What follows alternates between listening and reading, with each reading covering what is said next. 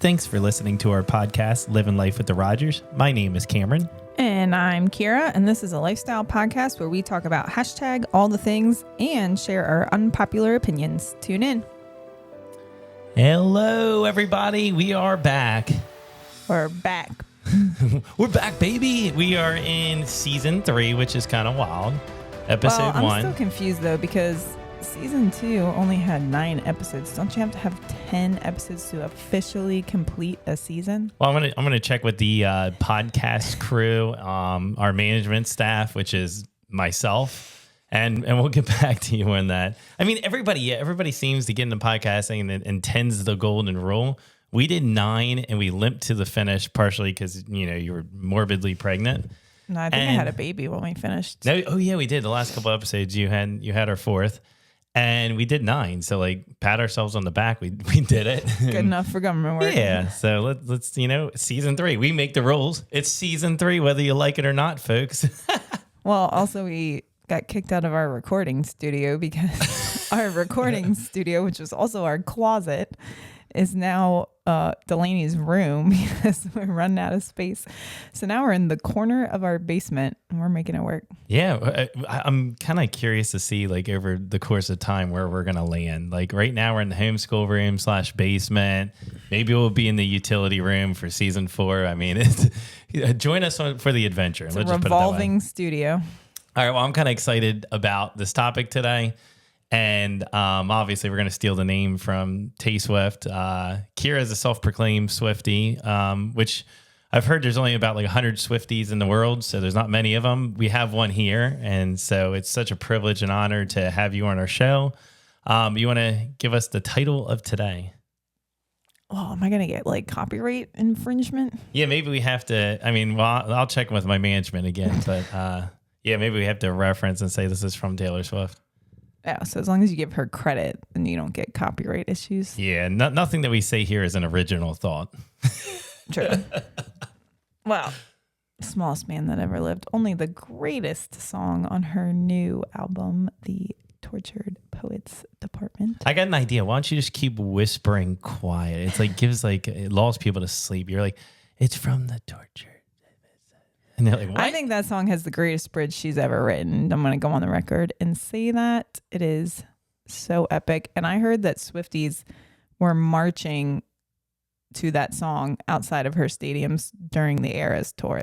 A group of them would get together and they would march and sing the bridge from the song. And it's so good. Cool. Okay. So today's about, we're going to get into a little everything, narcissism, issues just light topics per usual. We love season 3, episode 1. We're just going to keep it light. So starting off, the one thing that we were kind of noticing and a lot of people are talking about, Zach Bryan and Brianna, we call her Chickenfry / La Paglia. Hopefully I do that right. Or I think you botched La Paglia? La Paglia? La Paglia. La Paglia. I don't even know. I'm just going to go with it. I don't even know if that's how you say it. Yeah, you just made me feel... Talk about narcissism. No, I'm just kidding. So you just made me feel bad, and I might have nailed it. Who knows? So we're going to kind of dig into what's going on. Obviously, a lot of people listen. What a sad day for ZB, because I was really jamming to his music this summer. Yeah. Why do all the good ones have to go and screw it up? So let's talk about why. So we've decided to just temporarily, we'll see how everything kind of sheds light and what comes out. We're temporarily banning ZB on Spotify. He's Canceled in the Rogers household. I know it's going to break his bank just having us not listen to. I even unfollowed him on Spotify. Okay. I didn't realize you can unfollow people on Spotify. Wow. All right.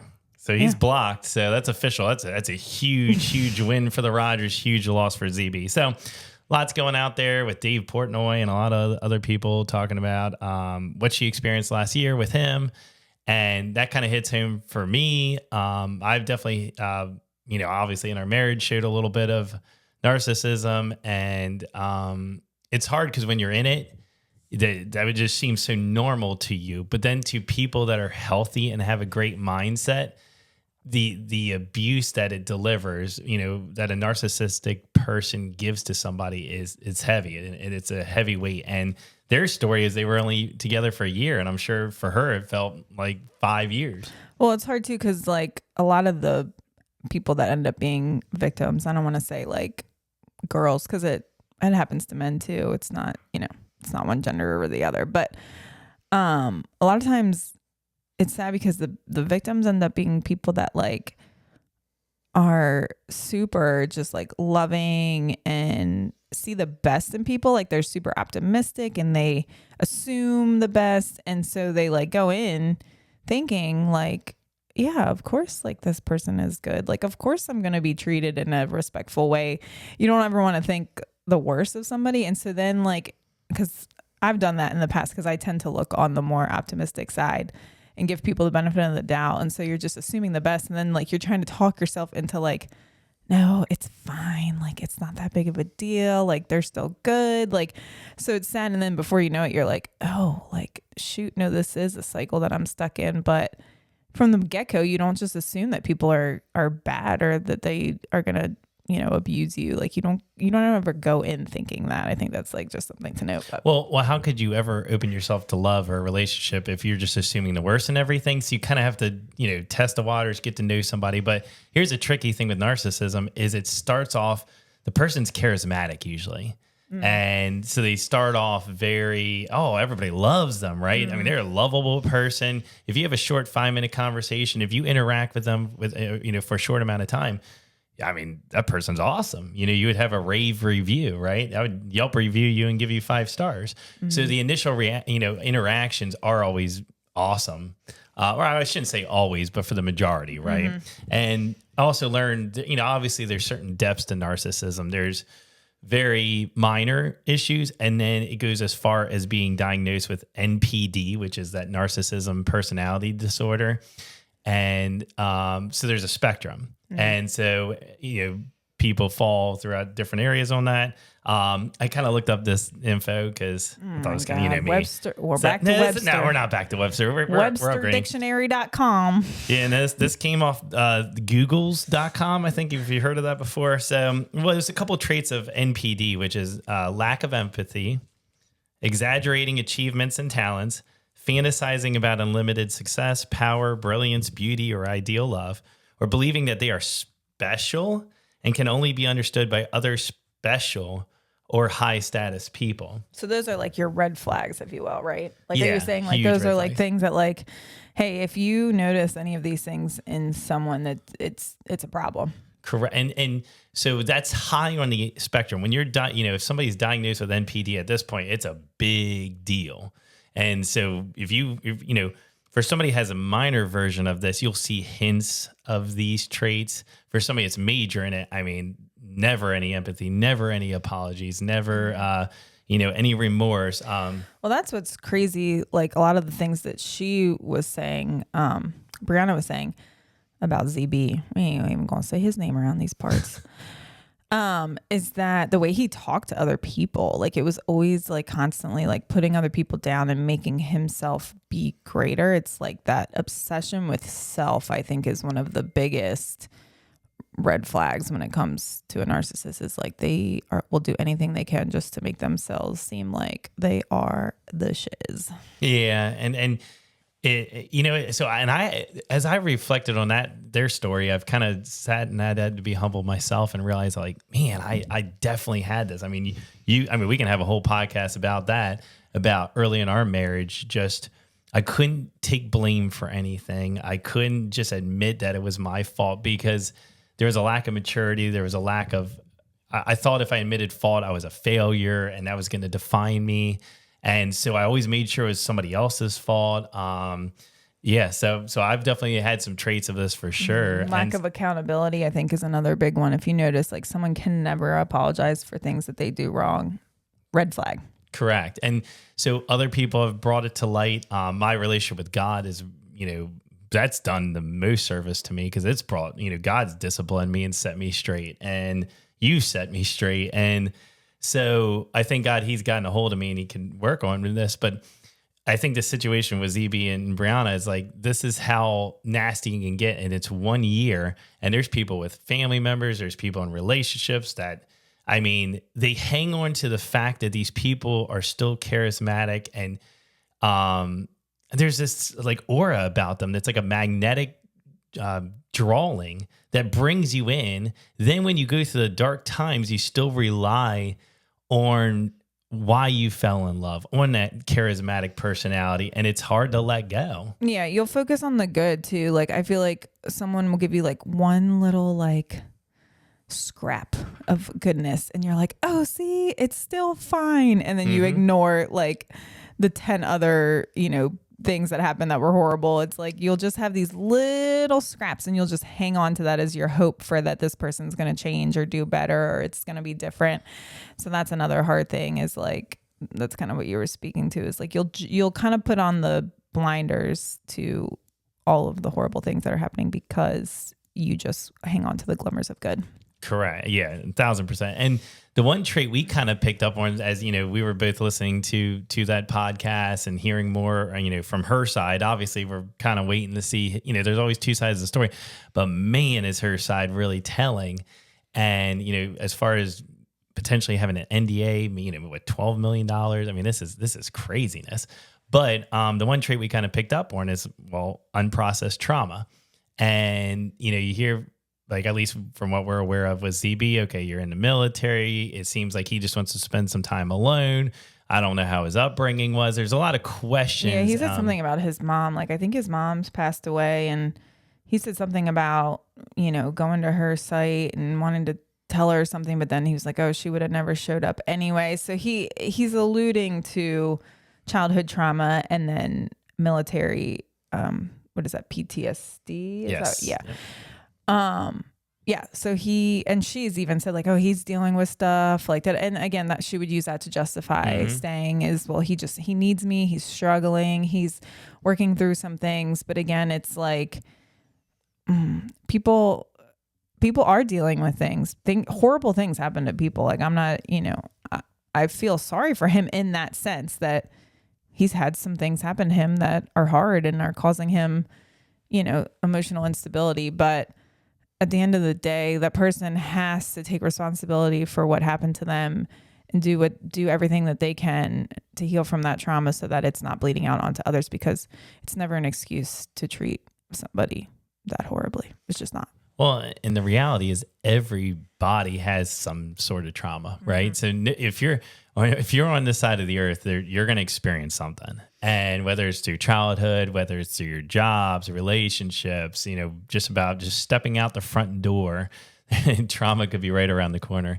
And so I think the difference is so it makes a lot of people are like, oh, I would never be narcissistic. Oh, that's never been me. Well, part of the denial could be like, check yourself in the mirror. Maybe your denial is a little bit of that, is not being open to, vulnerability, being open to having a community of guys or ladies that will challenge you. And so you could be showing some signs secretively, but the best way to hit that on the head is that unprocessed trauma.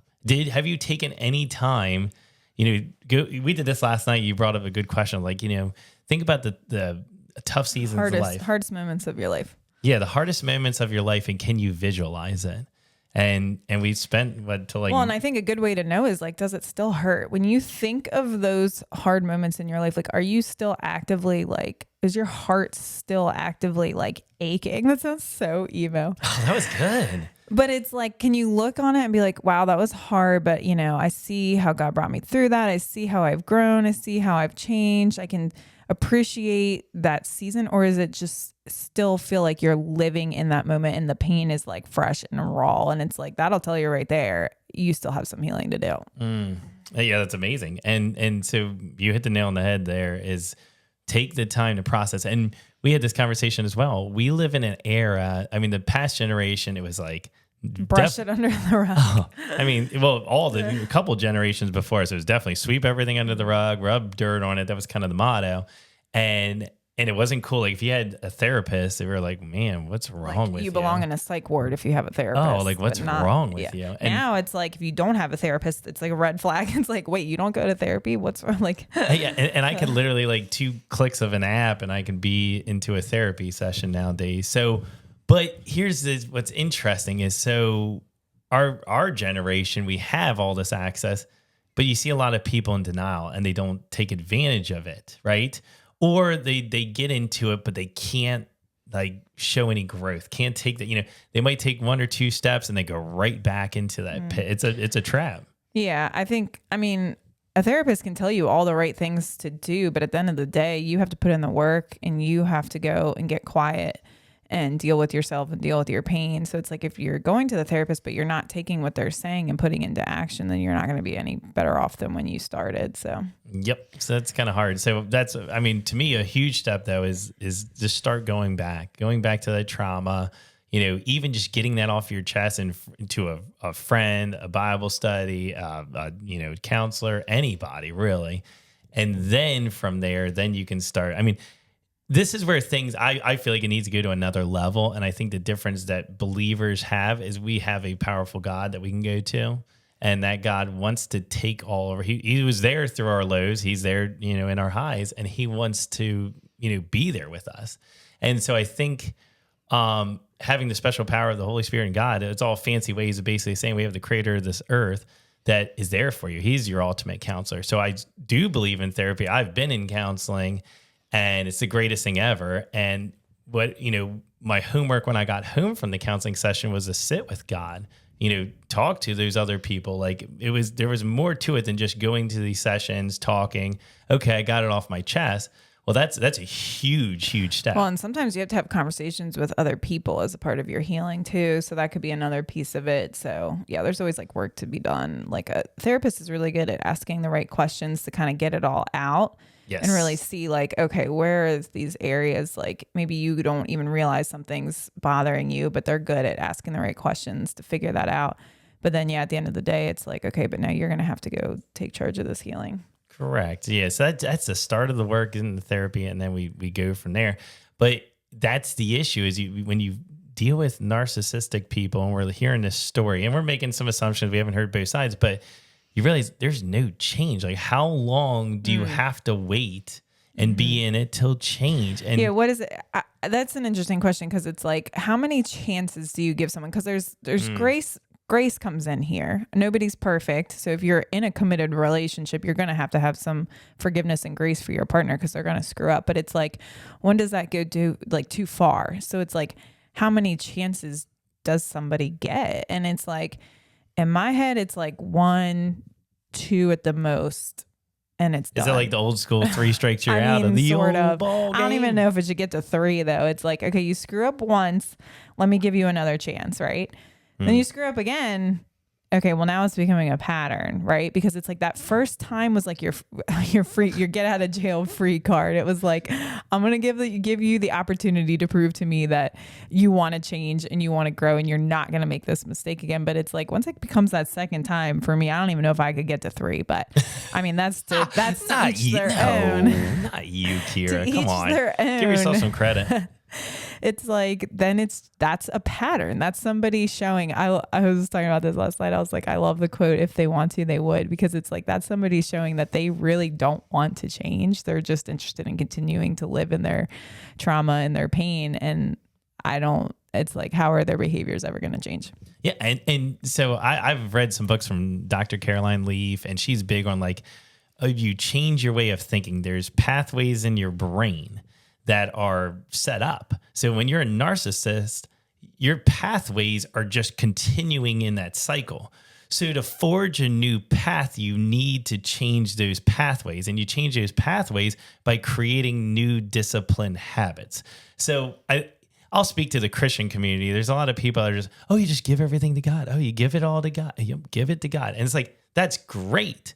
But then the real work begins because you give it to God. And usually what God does, he goes right back to you and goes, okay, I've given you all the resources. Now it's your time to do the work.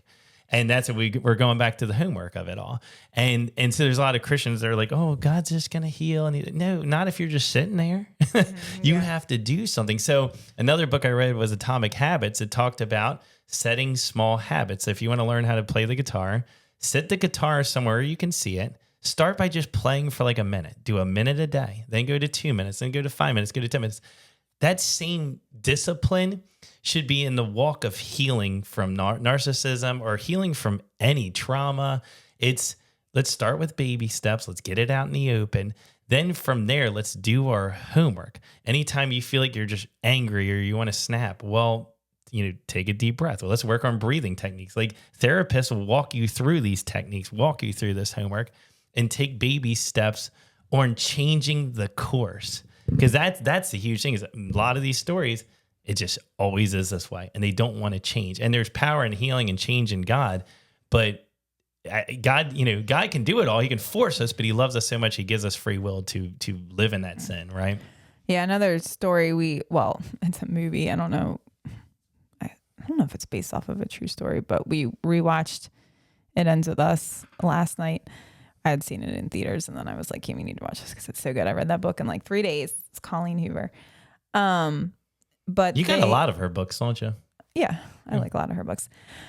But I really appreciated the way that they portrayed abuse in that movie, because I feel like they were showing a couple things. They were showing how like it can be anyone that can be an abuser. Like I think we used to think it was only like the lower class or certain types of people, and it's like, no, like it could be a successful neurosurgeon that is an abuser. And again, because he had trauma in his childhood that he hadn't healed from, and so it was manifesting itself in narcissism and abuse. And also that like it showed that she like had a hard time breaking, getting out of the relationship because she loved him. And I think that's like so sad, is like, you fall in love with someone and you think that they are going to take care of you and your heart. And then when they don't, it's like, but I love this person. And it's such a hard thing to get out of. But I mean, at the end of the day, is like, you just have to know that if someone does truly love you, like you may love them and you may be treating them the right way, and like, good for you. Like you're a good partner. But at the end of the day, if someone feels that same way about you, they will not treat you like that. They just won't. Like there's just no other way to say it than like, you deserve more than that. And someone who truly loves you just isn't going to treat you that way. There's not a habitual pattern. Like we've been married 12 years. I've hit some lows. You've hit some lows. During those low seasons, you could say like, yeah, were we treating the other person the best? But there's a boundary. Yeah, and you were talking about that last night. Like when you cross that boundary, it's like, yikes. I don't know if you can come back from that. Well, we're talking about in that point, you're talking about deep narcissism to the point where like when we're talking about heavy verbal abuse, heavy emotional abuse, then it goes into physical, and it's like, yeah, even through our lows, those lines just you can't cross those. Yeah. But I'm just speaking to like in general of like, a marriage, like you're gonna have ups and downs, but we're talking about people that habitually like this is you've exemplified these characteristics for years, and the reason why people fall in love with those kind of people, again, they're charismatic, they're so fun-loving, they're so easygoing. Yeah. They forge that love bond. Then when they're in it deep, then the narcissistic traits come in and take over. So it's a trap, that's for sure. So her bravery at the end, like she asked her mom, like, why did you never leave? And she's like, it would have been harder to leave. And I'm sure a lot of women feel that way, men feel that way. And it's like showing that she was able to make that hard decision for her child and leave. And, it's a movie. I get it. But it's never an answer to stay. There's always something you can do once you leave. I think it's a good reminder for, other women. And I would say it even happens to men too. Yeah. But like to have that brotherhood, have that sisterhood of people that are seeing it and can help you with it. Because it must feel very lonely to be in that situation, to feel like, oh, I love this person, but I know that they're not treating me right. I feel it, but you're justifying. And then when you have that sisterhood, the brotherhood, you have that time with the Lord, quiet time, like they're going to set you straight. They're going to let you know, like, you deserve better. You know better, I love that Brianna's been like, you have me. If you have nobody, you have me. I'm like, I love that. And I love that increase in awareness for sure. I mean, and that's what, that was our point of this, and, to kind of carry the momentum of just being aware that there's a ton of narcissism out there. There's different levels, different ranges. And if somebody's going to stay, like if I stayed that way, we wouldn't still be together. Well, and it doesn't matter who it is. It could be a brother. It could be a parent. It could be a spouse. Like it happens in all different types of relationships. And there's just never a reason to be in that type of relationship. And can I see my favorite word in here? Hey, what do we need to do? We need to put up a You literally I don't know. It's boundary. Yes, I know my what it favorite is. word. Yeah. All right. So that leads us to our unpopular opinion segment. So, would you like to start us out? Mine's gonna maybe sound a little harsh. It's my MO. Again, no. Come on, that's a knee slapper. No. But it's true. So mine is, you are not responsible for what happens to you. You are never responsible. You don't ever deserve your trauma or horrible things that have happened to you. But you are responsible for healing from your trauma. Meaning you can't control what happens to you a lot of times. Unspeakable things happen, but you are in control of your future and putting yourself in different situations and doing the healing so that you don't continue to bleed on people that you love around you. Amen. That's beautiful. Well, we've had this conversation so many times. A lot of people think, oh, that was my trauma. That was my hurt. That was my pain. And they don't realize they are constantly bleeding out to other people. They think it's that old mentality. Oh, it's my problem. That's just my issue. That's deep in my heart. And, you don't have to worry about that. Well, guess what? I mean, not only do other people worry about it, they're put in the situation. They're feeling the abuse. They're feeling the after effects. And that's exactly, the opposite of what God wants. God wants that transformation, that healing, so that something that was meant to destroy you would then be something that can create change, create hope, and allow other people to realize they can be freed from it too. So it's powerful what you said. All right. What's your unpopular opinion? Mine is, unpopular opinion for Cameron is, if undealt, God will hand you over to your narcissistic ways and you'll constantly live life dissatisfied. And so it's speaking to those with the narcissistic. What do you mean if undealt? If trauma, or what do you talking about? So for a narcissist, if you continue those patterns, I think you're just going to be left in them. And not only are you going to be left in them, they get deeper and deeper and deeper. And you think you're gaining power. You think you're gaining, we said the fourth trait was believing that you're special, that you can only be understood by those of high status. You think you're superior. And imagine it's going to be the loneliest life that you ever live if you continue in those patterns, because you will be isolated. I think lose people. Yeah. People are catching on to this, that, okay, if you have those traits, have those patterns, they're only going to live with it for so long before they just had enough, and you'll be alone in that. And so to that, I believe narcissism really comes from undealt trauma. So if you're not processing that, not dealing with that, not putting the work, you're left to your own demise. And even God will give us free will and go, look, I want you to heal. I'm here for you. I'm knocking at the door. I'm ready to answer the call. But if you're not willing to receive that call, then he's going to leave you to your ways. And I mean, talk about the most dissatisfying life. I think where my heart comes from is when I heard the story of, ZB and Brianna. I was like, oh, I feel so sorry for her. Like, I hope he gets what's coming to him. But at the same time, he's already getting what's coming. That's my point. He's in pain too. So it's and that's the thing is, it's sad really, because he's in pain. He's living with undealt trauma. And I mean, it's going to be a lonely life. It's going to be a sad, lonely. You can reach the pinnacle of success, have all the millions of dollars, have the homes, have everything. If you don't have relationships with people, that's the richest blessing we could have, is having families, friends, spouses. That's another telltale sign of a narcissist too, is you can't keep relationships. Like, people don't want to stick around. It's like, well, it's probably for a reason. Goodness gracious. Well, that's our episode of The Smallest Man That Ever Lived. # thank you, Tay Swift. Did you sleep with a gun underneath our bed? Go listen to the song. It's so good. Follow Kira's private channel where she sings every single song with interpretive dance of Taylor Swift. If you ever need a little therapy sesh, go ahead and run yourself a shower and sing the bridge of The Smallest Man That Ever Lived in the shower.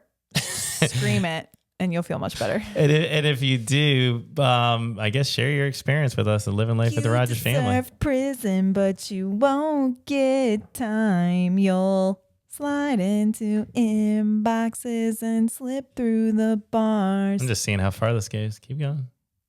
I'm blanking.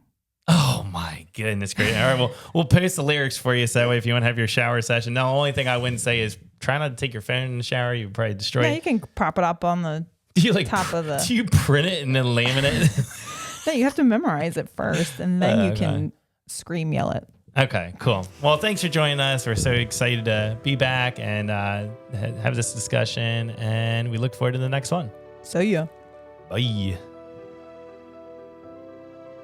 Thanks for listening to Living Life with the Rogers. You can find us on Instagram at Living Life with the Rogers Family. We love to post on there and hear from our followers. If you would like to hear future episodes, make sure to follow or subscribe to be the first to know when a new episode is released. See ya.